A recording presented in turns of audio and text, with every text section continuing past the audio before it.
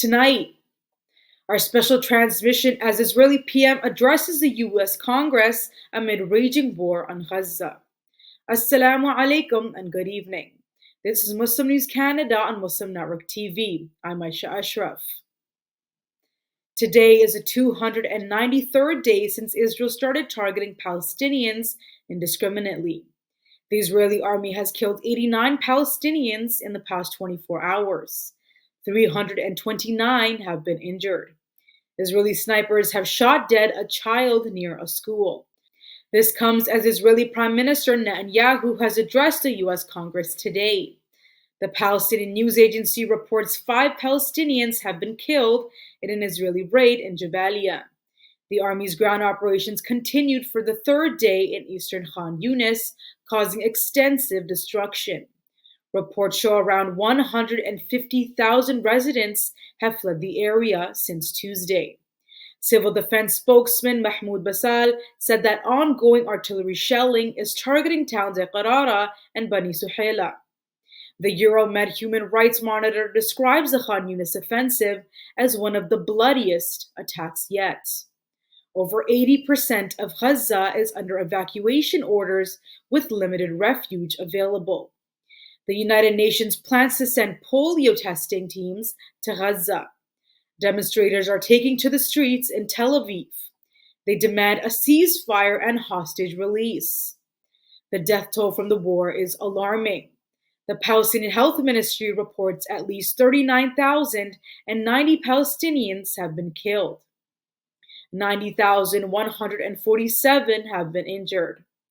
A report in the British medical journal Lancet suggests the death toll could exceed 186,000.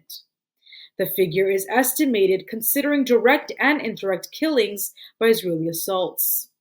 Israel's revised death toll from Hamas's attacks stands at 1,139.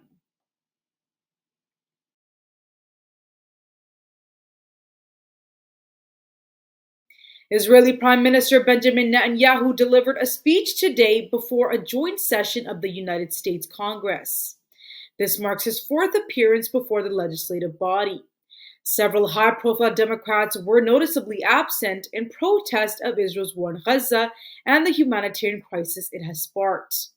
U.S. Vice President Kamala Harris was also not present, though she would ordinarily preside over such a speech. Her campaign cited scheduling conflicts.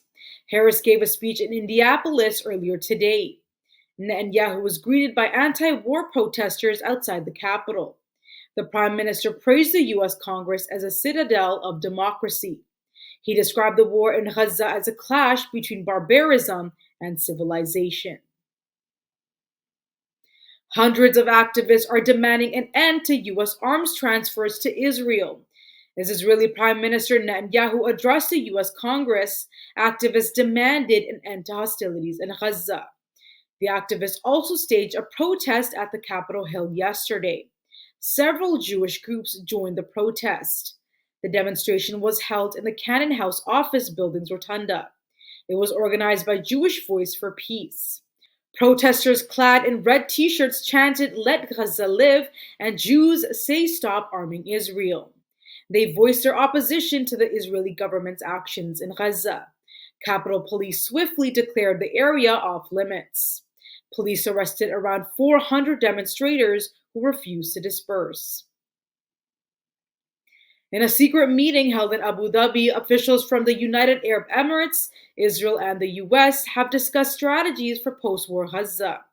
The high-profile talks have been hosted by UAE Foreign Minister Abdullah bin Zayed Al Nahyan. The delegates include U.S. Middle East envoy Brett McGurk and Israeli Minister of Strategic Affairs Ron Dermer. This meeting follows a public statement from the UAE suggesting that it could send peacekeepers to Gaza. The peacekeepers will be part of an international force. This force is aimed at restoring order and paving the way for a two-state solution. Earlier, a U.S. defense official told the UK-based news outlet Middle East Eye that Bahrain has shown willingness to deploy peacekeepers to Gaza. Bahrain's police and security forces are mainly staffed by Pakistanis and Jordanians of Palestinian descent. Pakistan has established a committee to identify and boycott companies supporting Israel's war on Gaza. Rana Sanallah, advisor on political affairs, has made the announcement. The news follows an agreement with the far-right party, the Tehreek-e-Labbaik Pakistan. The party had recently staged a rally in Rawalpindi. The agreement also calls for increased humanitarian aid to Gaza. The government has committed to sending 1,000 tons of supplies to Gaza and providing scholarships for Palestinian medical students. Pakistan will offer medical treatment and education to injured Palestinians. The government is also urging the global community to label Israeli Prime Minister Benjamin Netanyahu as a terrorist. European Union Foreign Policy Chief Josep Borrell has condemned Israel's actions in Gaza as unacceptable. He says the EU cannot maintain normal relations with Tel Aviv amid the ongoing war. Borrell describes the situation in Gaza as a humanitarian catastrophe. He says international law must be respected. Borrell's comments come as the World Court has declared Israel's presence in occupied Palestinian territories unlawful and called for its end. A global campaign is pushing for Israel's exclusion from this year's Paris Olympics. Activists have launched the hashtag Ban Israel from Paris Olympics. They argue Israel's participation contradicts the Olympic values of peace and humanity due to its severe human rights violations in Gaza. Activists say Israel's policies are genocidal and allowing its athletes to compete would be a gross injustice. Protests have erupted in European cities, including Paris and Geneva, targeting headquarters of the International Olympic Committee. French Interior Minister Gérald Darmanin has pledged round-the-clock security for Israeli athletes. Some French lawmakers are arguing that Israel should face the same restrictions as Russia and Belarus. The two countries were previously barred from the Games on the basis of human rights abuses. The International Olympic Committee has yet to make a decision on the matter. UNICEF has highlighted a staggering 250% rise in Palestinian child fatalities in the West Bank since October 7th. A latest report shows 143 children have died in the West Bank in the past 9 months. In the preceding 9 months, the number of fatalities recorded are 41. More than 440 children have been injured by live ammunition in this period. The report reveals that on average, a Palestinian child has been killed every 2 days since October. UNICEF Executive Director Catherine Russell condemns the escalating violence. She says the number of children being shot or detained is alarming.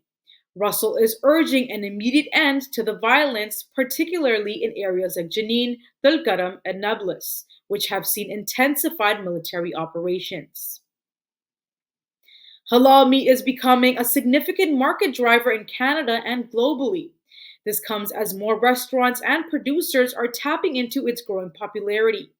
The global halal food market is valued at $3.3 trillion and continues to expand rapidly. Considering its huge scope, businesses are capitalizing on both religious and secular demand. In Canada, restaurants like Cluck and Cleaver have switched to halal certified meat. This is not only to cater to observant Muslims, but also to ensure higher food quality. Major chains, including Popeyes, are offering halal options. Salma Javraj, multicultural lead with Nourish Food Marketing, says the halal designation makes no functional difference to non-observant consumers. Our growing Muslim community in Canada is also increasing demand. Statistics Canada has noted Muslim population in Canada has more than doubled from 2001 to 2021. Thank you for watching. Our news is produced by Muslim Network TV, which is a non-profit organization. We need your support for donations. Please scan the QR code on our broadcast or visit muslimnetwork.tv to donate now, so we can continue to amplify the voices of Muslims in Canada and abroad.